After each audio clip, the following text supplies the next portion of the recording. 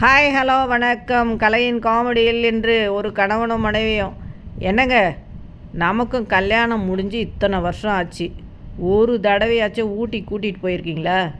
உங்களை கட்டிக்கிட்டு எல்லாம் என் தலைவிதி. அப்படி என்னத்த சொல்ல.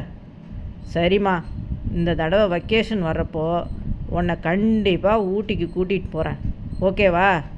கிழிச்சிங்க. எனக்கு லாங் ட்ராவலே ஒத்துக்காது.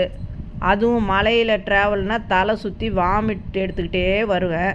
தெரிஞ்சே சொல்கிறீங்க. சரி, அப்போ மதுரைக்கு போகலாமா? மதுரையில் தீம் பார்க்லாம் வேறு இருக்கான்.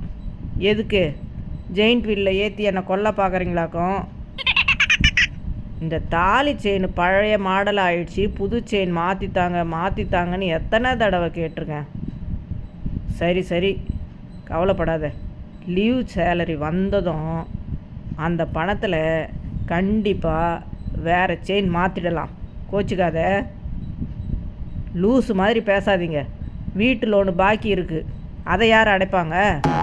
நான் என்ன ஒவ்வொருத்தி மாதிரி மாதத்துக்கு 4 சேலை எடுத்துக்கிட்டு பியூட்டி பார்லருக்கு போயிட்டோம் உங்கள் காசை வீணாக்கிறேன்னா என்ன? நான் அப்படி சொல்லவே இல்லையம்மா. சரி சரி, நம்ம போத்தீஸ் போகிறோம், 7-8 சேலை எடுக்கிறோம். இப்போ சந்தோஷமா? அந்த பணத்துக்கு பிள்ளைங்களுக்கு ஸ்கூல் ஃபீஸ் கட்டிட்டு போகலாம். துட்டை எதுக்கு வீணாக செலவாகணும்? வாழ்க்கையில் ஒரு ஆசாபாசம் நிம்மதியே இல்லாமல் போச்சு. இப்போ நான் என்ன தான் பண்ணணும்னு சொல்லுமா? ஊட்டிக்கு என்னை கூட்டிகிட்டு போவீங்களா மாட்டிங்களா? என்னது, மறுபடியும் முதல்ல இருந்தா? அடக்கடவுளே, பொண்டாட்டினா சும்மா இல்லை. ஒரு ஆஃபீஸில் 2 ஃப்ரெண்ட்ஸு. சார், இங்கே பாருங்களேன், பேப்பரில் சமீபத்திய ஒரு சர்வேல மோட்டார் வாகனத்துறையும் ஹெல்த் டிபார்ட்மெண்ட்டும் வெளியிட்டுள்ள ஒரு அறிக்கையில் 23% ஆக்சிடெண்ட் மட்டுமே தண்ணி அடிச்சுட்டு ஓட்டுறவங்களால வருதான்.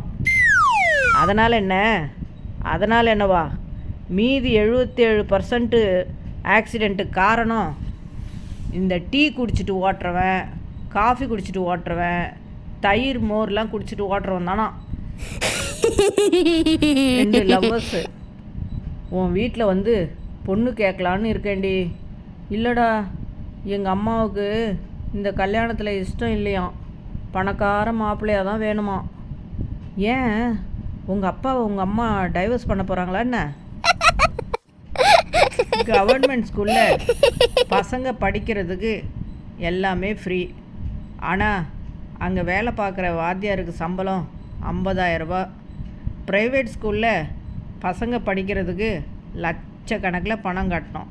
ஆனால் அங்கே வாத்தியாருக்கு சம்பளம் 12,000 ரூபா. அட ஆமாம்ல. சிரிச்சிக்கிட்டே இருங்க, சந்தோஷமாக இருங்க. மீண்டும் சந்திப்போம். நன்றி, வணக்கம்.